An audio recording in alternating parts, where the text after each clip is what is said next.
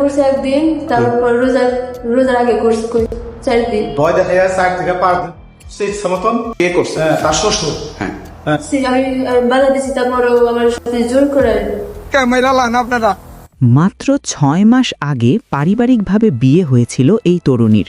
বিয়ের পর প্রথম দিকে স্বামী ও শ্বশুর শাশুড়িকে নিয়ে সুখেই দিন পার করছিলেন তিনি, কিন্তু এর মাঝেই পুত্রবধূর ওপর লোলুপ দৃষ্টি পড়ে শ্বশুর আবু সাইদের। প্রথম দিকে আকার ইঙ্গিতে বিভিন্ন অশালীন প্রস্তাব দিলেও পরে সরাসরি কুপ্রস্তাব দেওয়া শুরু করেন তিনি। তবে বাড়িতে শাশুড়িসহ অন্যান্য মানুষের উপস্থিতির কারণে সে সময় এই পাষণ্ড শ্বশুর তার অসৎ উদ্দেশ্য হাসিল করতে পারেনি।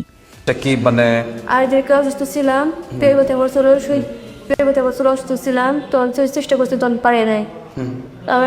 আমার শ্বশুর শাশুড়ি আমার শাশুড়ি সামনে আমার নরসুর ছিল, কোশ্চেন জিজ্ঞাসা করছে যে এরকম তাই সত্যি করছে, আমার সত্যি করছে, আমার সত্যি করছে, আমি সম্প্রতি তার শাশুড়ি এক আত্মীয়ের বাড়িতে বেড়াতে যান এবং স্বামী মাদ্রাসায় অবস্থান করছিলেন।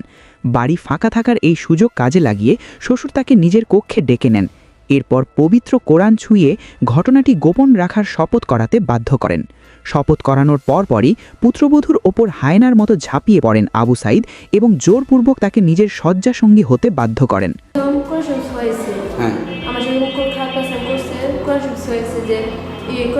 কারো করো না, তোমার শ্বশুর করো না, তোমার জামার কিছু করো না। কতদিন আগে?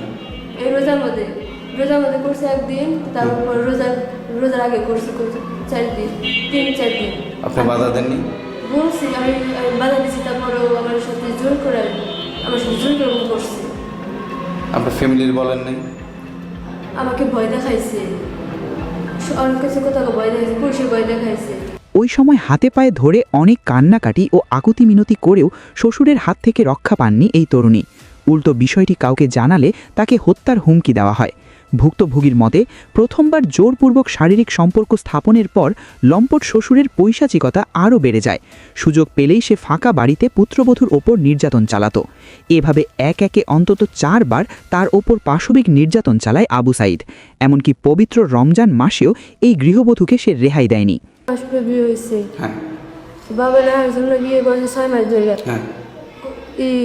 আমার নেওয়ার জন্য অনেক চেষ্টা করছে, আব্বা আমার হাতে বাদা কানছে, বলি আমাকে নেওয়ার দেখি বিয়ে সাথে করে নিয়ে আমি নিয়েছে, বোর্ড করে নিয়েছে। নেওয়ার পরে না তা 4 দিন 4বার এরকম করছে আমার সাথে, জন্মস্তি করছে। কি করছে? খারাপ কাজ করছে আমার সাথে। কতদিন আগে? এই রোজার মধ্যে করছে একদিন, তারপর রোজার আগে করছে 4 দিন, 3-4 দিন। এমন অমানবিক নির্যাতনের শিকার হয়ে এক পর্যায়ে ওই গৃহবধূ শারীরিকভাবে অসুস্থ হয়ে পড়েন এবং নিজের বাবার বাড়িতে চলে যান, কিন্তু সেখানেও যেন তার নিস্তার নেই। কিছুদিন পর অভিযুক্ত শ্বশুর তাকে নিতে বাবার বাড়িতে হাজির হলে তিনি শ্বশুর বাড়ি যেতে সম্পূর্ণ অস্বীকৃতি জানান। মেয়ে কেন সেখানে যেতে চাইছে না, বাবা মা এমন প্রশ্ন করলে শেষ পর্যন্ত শ্বশুরের এসব পাশবিক নির্যাতনের লোমহর্ষক কাহিনী তাদের কাছে খুলে বলেন ভুক্তভোগী ওই তরুণী। আমার মেয়ের বিচার চাই, আমার মেয়ের, আমি তো একদিন শুনি নাই মেয়ের গেলে ভয় দেখানো হয়েছে, ভয় দেখা যায় 4 থেকে 5 করছে ইচ্ছা মতন। কে করছে? তার শ্বশুর। জামাই ছোট, কতদিন তো তখন জামাই জানাইছে, জামাই বাপের কইতে গেছিল, বাপের ধরে মারছে, আর কিছু করতে পারেনি, কারণ তার সৎ বাবা সৎ মা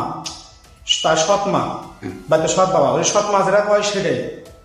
খালি ছেলেকে খালি ইতিমখানে রাখবার চায়। আমরা কইছি যে রাখবো না। মেয়ে যখন ফোন করছে, বাবা আমার বাবা তোমার হাতে এই কাজগুলো করছে, তখন ছেলে ওইখান থেকে মানুষের পড়া বাদে চলে আইসে এখন এখানে আসছে। এখন আর আমার মেয়েকে একটা ছেলেকে দেখতে পারে না। ছেলের বাবা আমার মেয়েকে ভিন্ন করে দিচ্ছে, ছেলেকে ভিন্ন করে দিচ্ছে আজকে 7 দিন ধরে। আমি গরিব মানুষ, তারপর আমি মেয়েকে জামাইকে আমি রাইলে খাওয়াই দিচ্ছি। গতকালকে আমাদের এই যাই গেছে, যাই আমার মেয়ের কাছে যাই, আমার মেয়ের রাখ, তারপর আমি মেয়েকে মা আমার এই যে কতদিন ধরে যে তল পেটে ব্যথা শিখতে পারতেছি, মা আমাকে হইতে পাঠাও না, মা আমার মাইরে ফেলাও, মা কি হয়েছে তোর, কি হয়েছে তুই তো কষ্ট না, কি হয়েছে? মা আমার শ্বশুরে আমার তোমার যদি কই তাহলে আমাকে জানে মাইরে ফেলাই, আমার জামাইকে মাইরে ফেলাই, আমাকে মাইরে ফেলাই। কি হয়েছে ক? আমার শাশুড়ি আমার হাতে জোর জবরদস্তি করছে। মা আমি শিখ করবার কাঁদছি, আমার মুখ ধরে রাখছে, আর কইছে তুই কাপ কর, আমি জানি মাইরা ফেলাম। জঘন্য এই ঘটনার খবর পেয়ে পুলিশ দ্রুত ঘটনাস্থলে গিয়ে ভুক্তভোগী ওই গৃহবধূকে উদ্ধার করে। এ ঘটনায় লম্পট শ্বশুরের দৃষ্টান্তমূলক ও কঠোর শাস্তির দাবি করেছেন স্থানীয় বাসিন্দারা।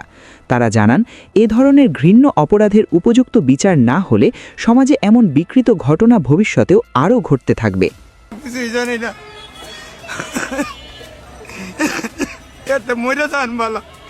আমার বউ মারা গেছে, 3-4 পোলা বাঁধতে, আমি বিদেশ করে আইছি 9 বছর। এই পোলারে আমি আজকে কষ্ট করে পাইলা বড় করছি, আজকে মিশা কথা অপবাদ দিয়ে আমার আজকে মারছিল। এত বড় অপবাদ দিলে এত বলে আমার 20 টাকা মাইরালান আপনারা। এই জীবন আমার টাকাচ্ছে না থাকা ভালো। আমি 5 ওয়াক্ত নামাজ পড়ি, এই মানুষ আমার আজকে এই অপবাদ দিল। ঠিক আছে, এরা কয় কি আমি পারলাম জোর দেয়, আমি পারলে এর বিচার করবো, দেয় আমার জোর কতটুকু। চাঞ্চল্যকর ও ন্যাক্কারজনক এই ঘটনাটি ঘটেছে গাজীপুর জেলার কালিয়াকৈর উপজেলার মৌচাক ইউনিয়নের ভান্ডারা এলাকায়। আমি আপনাদের মাধ্যমে আমি সারা দেশবাসীর কাছে আমি বিচার চাই, আমার মেয়ের জন্য আমার সুবিচার আমার আমি পাই।